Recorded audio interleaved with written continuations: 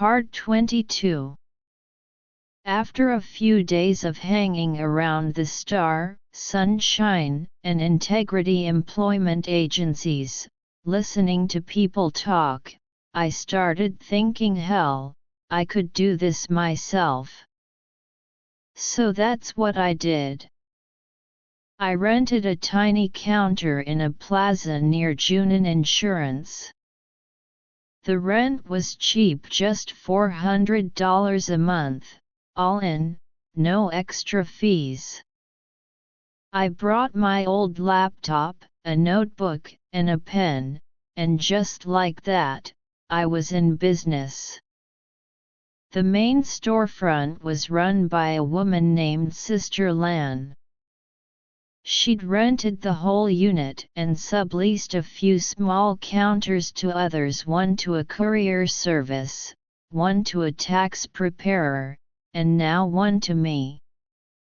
Lan herself had been a maternity nanny and housekeeper for years, so she knew the domestic service world inside out. Her agency specialized in those two fields, nannies and housemaids. She called it focusing on a niche market, trying to go the professional route. She told me, these jobs are stable, people don't flake as much as in construction or restaurant work. If you can bring in a few hires, you'll make something at least. The standard referral fee for those industries was $80 per person. Since her main business already covered the big clients, she rented me the counter for cheap, mostly as a favor, partly because empty space doesn't pay rent. So there I was, a brand new employment agent. Here's how the trade actually worked, something you only learn from sitting in those offices for days. The main source of job listings was the Chinese language websites, the classified boards on WeChat, Warenja, Chinese Inla, and the like. But you couldn't just copy and paste listings. That would expose the trick.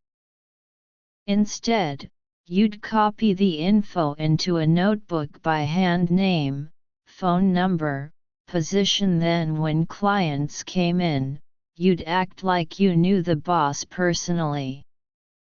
It gave the illusion of connections. If job seekers thought they could find everything online, none of us middlemen would survive. The second source was the old-fashioned way, cold calling. You'd flip through the yellow pages, call every number one by one. Hello, this is the employment office. Do you need people? Over time, you'd build up a list of reliable employers. That's how reputation and word of mouth formed. Once you had enough traffic, you could expand, help people buy plane tickets, wire money, fill out immigration forms, translate documents. That's how Dingpangzi Plaza became a one-stop service hub for the working-class Chinese in Los Angeles. Everything from jobs to remittances to dumplings, one plaza, one life. The funny thing is, in that world, you could survive perfectly fine without speaking a word of English. As long as you had money, everyone would treat you like family. If you didn't, you were invisible. Of course, if you were really rich, you wouldn't be there at all.